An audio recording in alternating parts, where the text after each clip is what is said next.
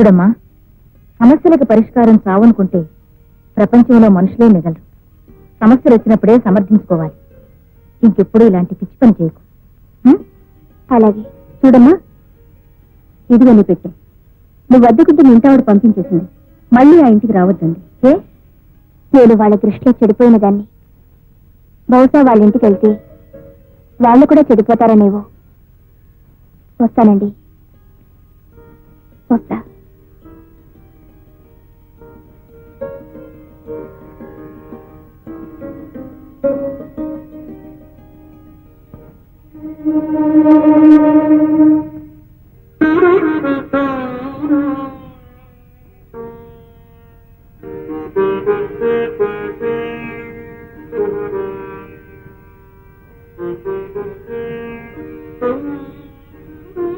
నీకెంత ఖర్చయింది?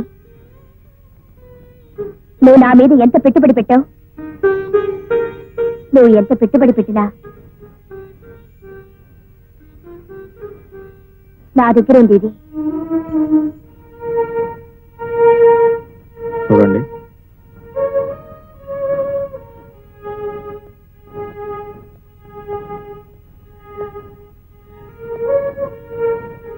పెట్టుబడి పెట్టడానికి ఇది వ్యాపారం కాదు. వ్యాపారం కాకపోతే ఎందుకు ఇంత పెట్టుబడి పెట్టావు? మనసా, చాలా, సానుభూత? చస్తుందో బ్రతుకుతుందో కూడా తెలియని దాని మీద ఏ వ్యాపారస్తుడు పెట్టుబడి పెట్టాడు? మరి ఈ వ్యాపారస్తుడు ఎందుకు పెట్టాడో? సారీ, మిమ్మల్ని అడ్డం పెట్టుకుని నేను వ్యాపారం చేయలేదు. నా వ్యాపారంలోకి మీరు తీసుకురాబడ్డారు. దానికి దీనికి ఏమిటి తేడా? సావడానికి చంపడానికి ఉన్న తేడా. మరంత తేడా తెలిసిన వాడివి ఇంత రాక్షసంగా ఎలా ప్రవర్తించావు? మనుషుల్లో రాక్షసులు ఎంతో ప్రత్యేకంగా ఉంది. పరిస్థితులే మనుషులను రాక్షసులు చేస్తాయి. మా జీవితానికి ఇది ఒక బ్రతుకు తెరువు అవుతుంది అనుకున్నాను. నా బ్రతుకు తెరువు కొందరు జీవితాన్ని నాశనం చేస్తున్న నేను కల్లో కూడా ఊహించలేదు. నేను మనిషిని. నాకు సొంత చెల్లెలు లేకపోయినా చెల్లెలు లాంటి వాళ్ళు చాలా మంది ఉన్నారు.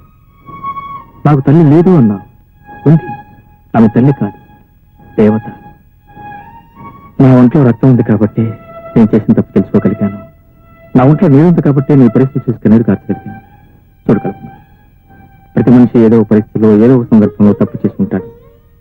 తన తప్పు తను తెలుసుకునేవాడు మనిషి అవుతాడు. తన తప్పు తను సరిదిద్దుకోగలిగిన వాడు మానవుడు అవుతాడు.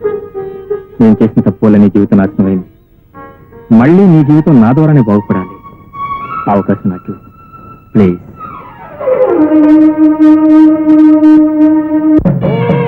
సుముఖాయ నమః.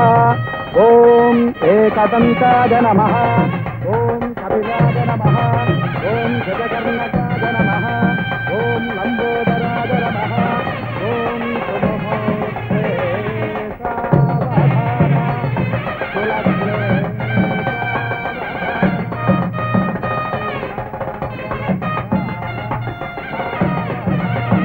నమస్కారం.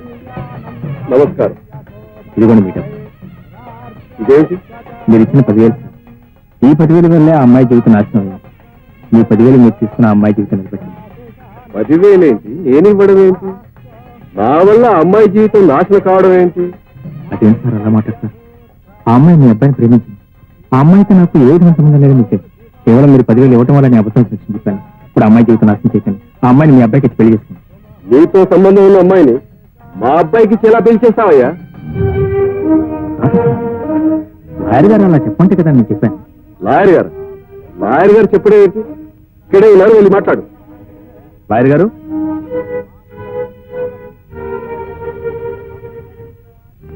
ఏమండి లాయర్ గారు, ఈ అమ్మాయికి నాకు సంబంధం ఉందని నాతో అబద్ధం సాక్ష్యం చెప్పించి ఆయనతో 10,000 ఇప్పించింది మీరు కాదు? ఏమిటి శర్మ, ఇతను కోర్టులో చెప్పింది అబద్ధం సాక్ష్యం? ఎవరు సార్ మీరు? నేనేమిటి అబద్ధం సాక్ష్యం చెప్పించడం? ఇన్నేళ్ల నా సర్వీస్ లో నేను ఎప్పుడైనా అబద్ధం సాక్ష్యం చెప్పించడం చూశారు సార్ మీరు? ఏమయ్యా, నువ్వు నేను ఎప్పుడు కలుసుకున్నావు, ఎప్పుడు మాట్లాడుకున్నావు? ఈ కేసుతో నాకు సంబంధం ఉంది, నేను సాక్ష్యం చెప్తాను అన్నావు. సరే రమ్మన్నాను, వచ్చావు, సాక్ష్యం చెప్పావు. సార్, మీకు పిల్లలు ఉన్నారో లేదో నాకు సరిగ్గా తెలియదు. ఆడపిల్లలు ఉండే ఉంటారు. ఒక ఆడపిల్ల ఉసురు మాత్రం పూసుకోవద్దని చెప్తున్నాను. కేవలం ఈ పిల్ల పెళ్లి పాడు చేయడం కోసం నాతో మీరు అబద్ధం సాక్ష్యం చెప్పించారు. ఏమండి ధనంజయరావు గారు, ఏమిటి న్యూసెన్స్ అంతా? న్యూసెన్స్ కాదండి, మహా న్యూసెన్స్. ఆనాడు తన పెళ్లి ఎక్కడ ఆగిపోతుందోనని నేను చంపడానికి ప్రయత్నించానని నా మీద పోలీస్ కేసు పెట్టింది. కోర్టులో సాక్ష్యం ఇచ్చాడని ఏ ₹1,00,000 ఇతని బుట్టలో వేసుకొని ఉంటుంది. ఇప్పుడు ఈ పెళ్లి ఆపేసి నా ఆస్తితో కొట్టాలని చూస్తుంది. ఇదంతా బ్లాక్ మెయిలింగ్ అండి. ఇన్స్పెక్టర్ గారు చూడండి. పిచ్చి పిచ్చి వేషాలు వేస్తున్నావా? మర్యాదగా ఇక్కడికి బయటికి వెళ్ళండి, లేకపోతే అరెస్ట్ చేస్తాను. కాదు సార్, నిజమే చెప్తున్నాను. కేవలం నా ఒక్క అబద్ధ సాక్ష్యం వల్ల అమ్మాయి జీవితం నాశనం చేయకండి. అంటే నువ్వు చెప్పిన అబద్ధము సాక్ష్యాన్ని దృష్టిలో పెట్టుకుని నేను తీర్పు చెప్పానంటావా? అంటే మేమంతా అసమర్థులం అంటావా?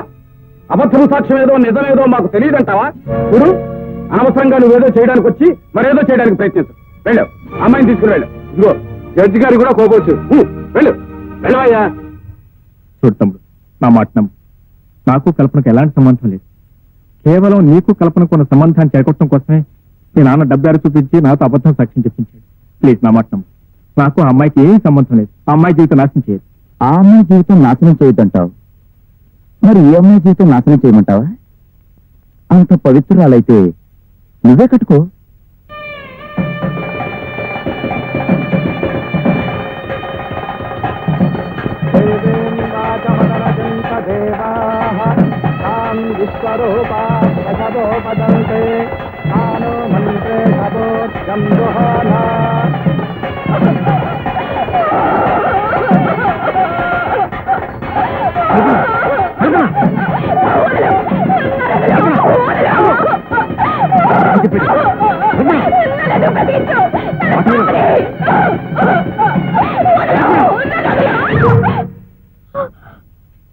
I'm sorry.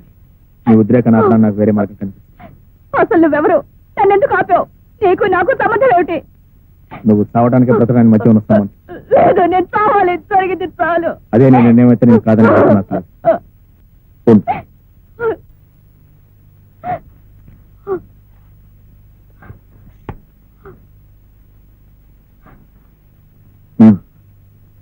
సత్యం ముందు నా చావుకు అభిమనుడే కారణమని ఈ తెల్లకాతి మీద రాసి సంతకం పెట్టి కమా.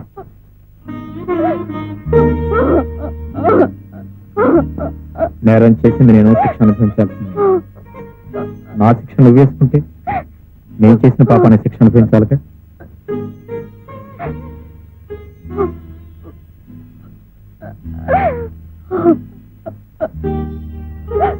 ఏ రాయలేదే? రాయడానికి మనసు రావటం లేదు కదా. రాసిస్తానని ఉరికిస్తానని భయం కదా. నేను ఎలాగో చస్తున్నానో పాపం ఆయన ఎందుకు చంపడం అనే. నన్ను చంపాలంత పాపం దాని మీద బాధపడటం జరిగింది. ఎందుకు ఆగా? నువ్వు మనిషి కాబట్టి, నీకు మనసుంది కాబట్టి, ఆ మనసు మెత్తబడింది కాబట్టి. అలాగే నేను ఒక మనిషిని, నాకు ఒక మనసు ఉందని, నా మనసు మెత్తబడిందని నువ్వు ఎందుకు అనుకో? చూడు కదా, సత్యం సాధిస్తా. బ్రతికించారుగా, ఏం సాధించాను?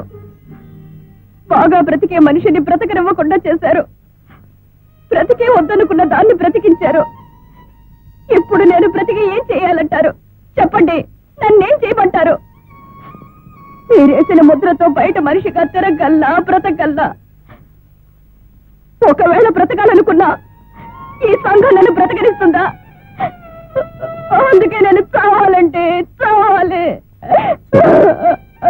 మనిషి గమ్యం చావు కాస్త. నిజమే, బ్రతకడానికి నాకు ఒక గమ్యం కావాలిగా. నీ మనసు మార్చుకోగలిగితే ఆ గమ్యం నేనే అవుతుంది.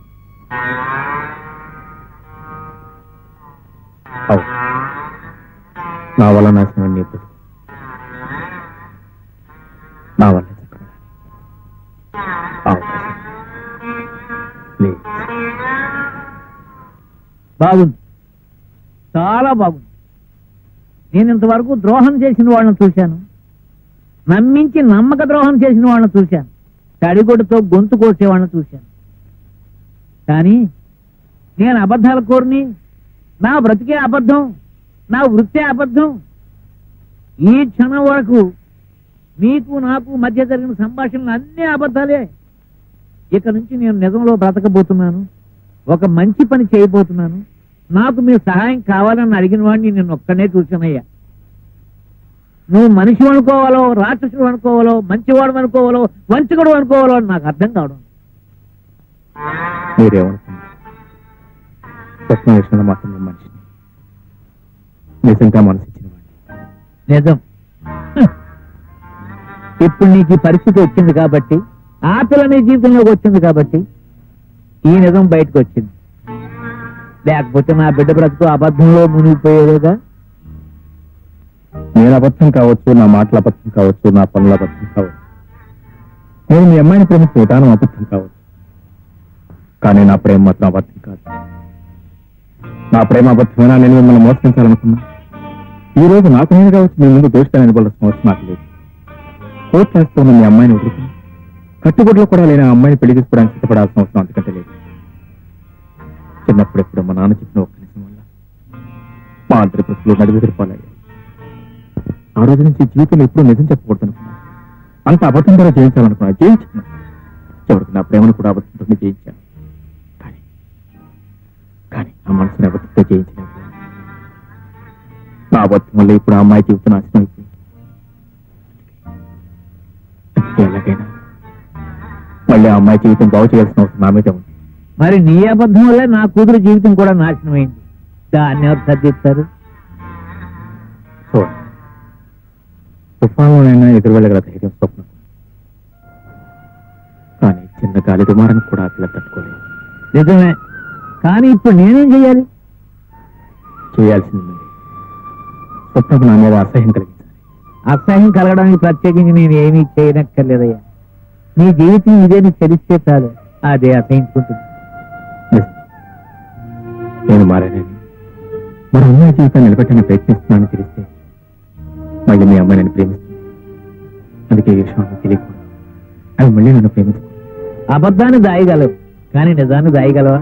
స్వప్నం నన్ను కాదని వాళ్ళని పెళ్లి చేసుకుని తాగా. ఇంత జరిగాక స్వప్నకి పెళ్లి చేసుకో. పెళ్లి చేసుకుని నేను చేస్తాను, దానికి మీరు సహకరించాలి. స్వప్నం లోకంలో నీకు తప్ప మరొక స్థానం లేదయ్యా. అందుకే ఆ స్థానాన్ని స్వప్న హృదయంలో శాశ్వతంగా తుడిచేయాలి. అది జరిగే పని కాదయ్యా. జరుగుతుంది. స్వప్న అప్పుడు కాదు. తను ప్రేమించిన వాడు నీతి మాలిన వాడని తెలిసినా, అబద్ధాల కోరని తెలిసినా, పచ్చి దూదగాడని తెలిసినా, వ్యభిచారని తెలిసినా వాడి కోసం పిచ్చిపోయి తలపగలు కొట్టుకునే మనిషి కాదు. పైగా అటువంటి మగాడికి బుద్ధి చెప్పాలనుకునే మనిషి. వాడి కళ్ళ ముందు ఇంకొకరిని పెళ్లి చేసుకుని సుఖంగా జీవిస్తూ తన వ్యక్తిత్వాన్ని నిరూపించుకోవాలనుకున్న ఆడది. స్వప్న విషయం నా బాగా తెలుసు. మీరు నాతో సహకరించండి ప్లీజ్. స్వప్నం నీ కూతురు. పొరపాటున స్వప్న కన్నీరు పెడితే తొడవటనే తల్లి ఉంది, ఓదార్చడానికి తండ్రి మీరున్నారు. కానీ కల్పన కన్నీరు పెడితే తొడవటానికి ఓదార్చడానికి ఎవరు లేదు. నేను తప్ప. వాళ్ళిద్దరు మీ పెట్టి అనుకో. ఎవరికి న్యాయం చేస్తారు మీరు ఆలోచించి చెప్పండి. ఎప్పుడు వచ్చావమ్మా? ఎక్కడి నుంచి డాడీ? అదే బీచ్ రిసార్ట్ నుంచి. బీచ్ రిసార్టా? ఆ, అక్కడికి ఎప్పుడు వెళ్ళాను? అదేమిటమ్మా, ఇప్పుడేగా నిన్ను అవిని రిసార్ట్ లో చూసొచ్చాను. అభియా? ఆయన ఢిల్లీలో ఉన్నారు డాడీ. ఆయన ఢిల్లీ వెళ్ళి 3 రోజులైంది. నో నో, ఢిల్లీ ఏమిటమ్మా ఢిల్లీ? అయ్యయ్యో, ఇప్పుడే నా కళ్ళలో కనపడుతున్నాడు రిసార్ట్ లో. అతను పక్కన ఒక అమ్మాయి ఉంది. సరే నువ్వే అనుకుని దగ్గరికి వచ్చి పలకరిద్దాం కదా అనుకుని, సరే వాళ్ళు మళ్ళీ డిస్టర్బ్ చేయడం ఎందుకు అనుకుని వెనక్కి వచ్చేసాను. నేనా? నేను ఎక్కడికి వెళ్ళలేదు డాడీ. నువ్వు వెళ్ళలేదా? మరి అభి పక్కన కూర్చో. ఎక్కడికి? స్వర్గానికి. I'm sorry. సారీయా? అవును, నువ్వు ఒకందుకు నాతో చిందులు వేశావు, నేను ఒకందుకు నీతో తాళం వేశాను. అంటే ఇంతసేపు నాతో ఆడింది పాడింది నాటకమా? నువ్వు కావాలి కావాలని కోరుకున్నందుకు నువ్వు నన్ను కోరుకుంటున్నావు అనుకున్నాను. కానీ నన్ను కాదని వెళ్ళిపోతే నేనెటువంటి దాన్ని నీకు తెలియదు. నేను కోరుకున్న సుఖం దక్కకపోతే నేనెవ్వరిని సుఖంగా ఉండనివ్వను. Mind it.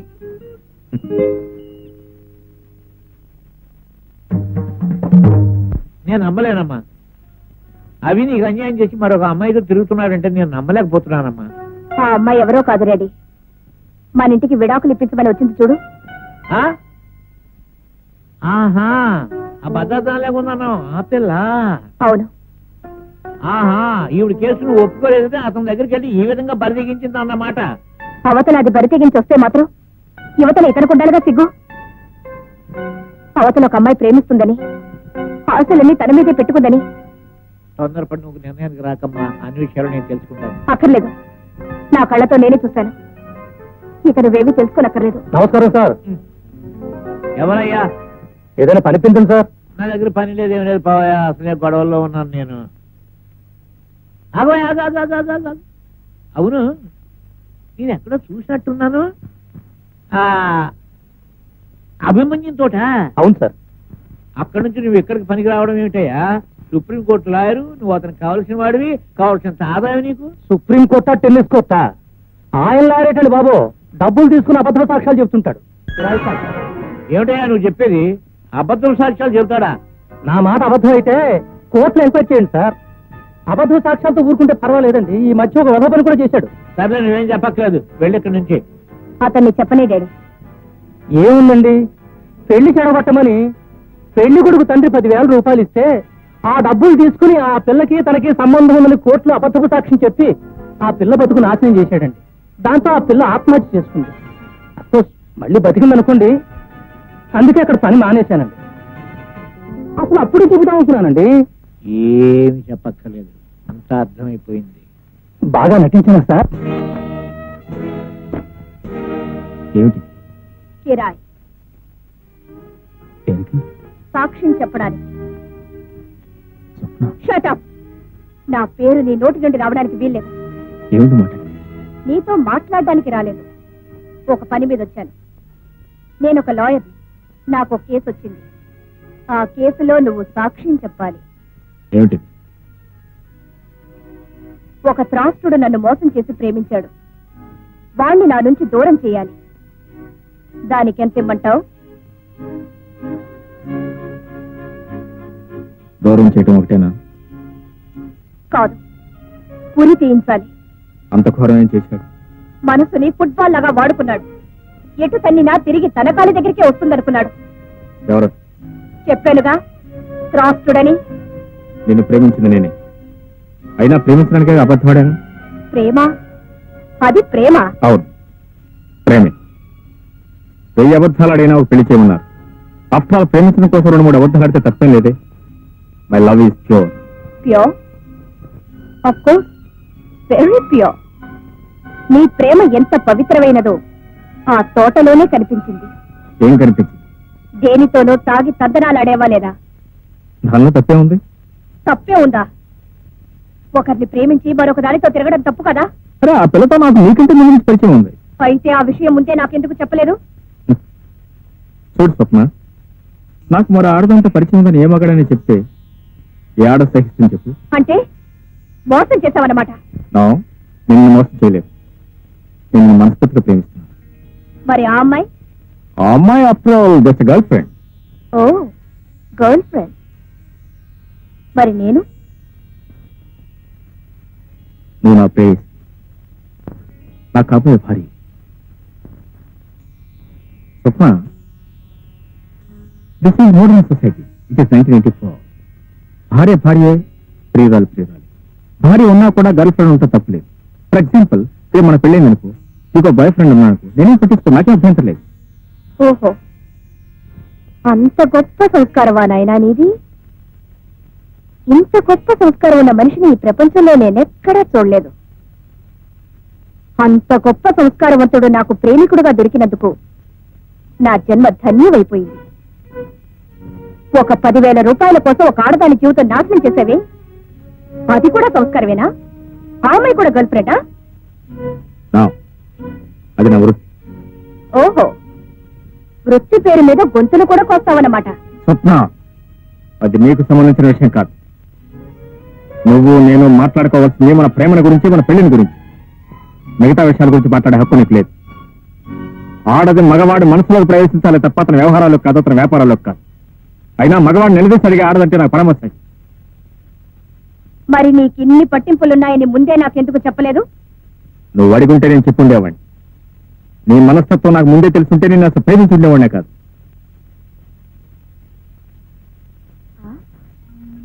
అలాగా? ఇప్పుడొచ్చిన నష్టం ఏమీ లేదు.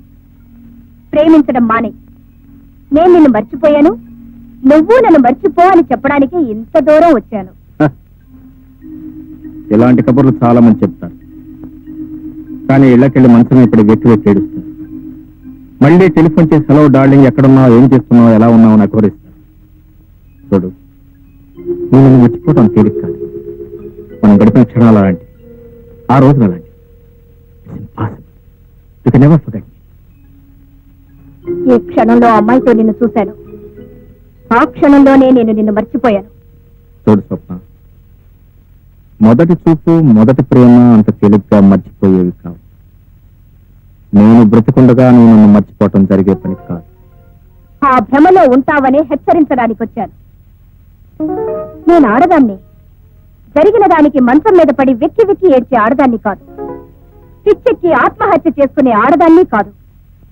This is Swapna. Mister Abhimanyu, ఇవి భారతం నాటి రోజులు కావు. This is modern times 1984. నీ కళ్ళ ముందే నిన్ను మర్చిపోగలను, మరొకరిని హాయిగా పెళ్లి చేసుకోగలను. Good bye.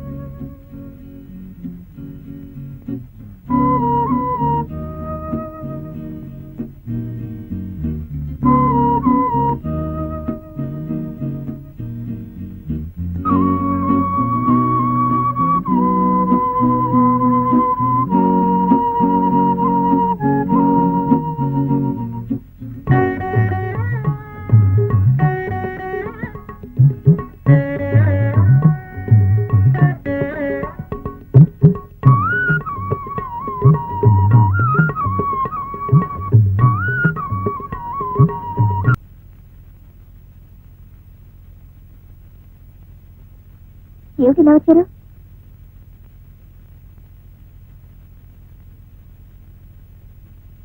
ఆ పాట పాడింది నువ్వా? అవును, అది ఏ మాసం పాట? ఆ పాట నీకు ఎలా తెలుసు? చిన్నప్పుడు మా అక్క నేర్పింది. అక్క అక్కంటే చిన్నప్పుడు పాడుపడిన ఇంట్లో ఇద్దరు పిల్లలు ఆకలితో ఏడుస్తూ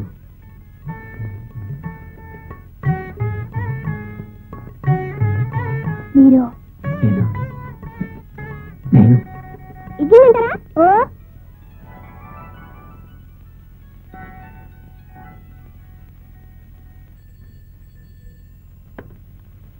హలో, ఎవరండి?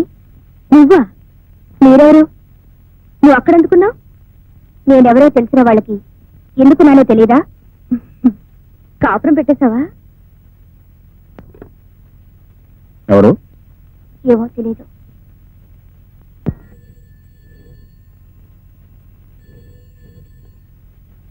హలో. మాట్లాడుతుంటే మధ్యలో ఫోన్ పెట్టేసింది. అసలు ఎవరిది? మాట్లాడే విధంగా మాట్లాడితే మధ్యలో ఎవరో ఫోన్ కట్ చేయరు. ఎందుకు ఫోన్ చేశావు? ఎలాగున్నావు కనుక్కున్నావని. ఈ పాటికి తెలిసే ఉంటుందిగా. అంటే నాతో కాపురం పెట్టేశావు అన్నమాట? ఇంకా లేదు, పెట్టబోతున్నా.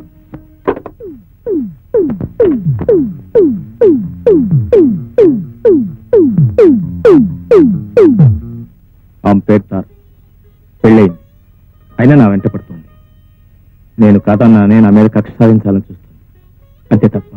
నాకేం చెప్పక్కర్లేదు, నేను మిమ్మల్ని నమ్ముతున్నాను. Thank you. నేను ఇప్పుడు ఇంటికి వెళ్తున్నాను, అమ్మతో మాట్లాడొచ్చి నేను తీసుకెళ్తాను. నువ్వు నిజంగా ఓ ఆడపిల్ల జీవితాన్ని నిలబెట్టడానికి ఇదంతా చేసుంటే నేనెప్పుడూ కాదన్నాను బాబు. వెళ్ళి వెంటనే ఆ అమ్మాయిని మన ఇంటికి తీసుకురా.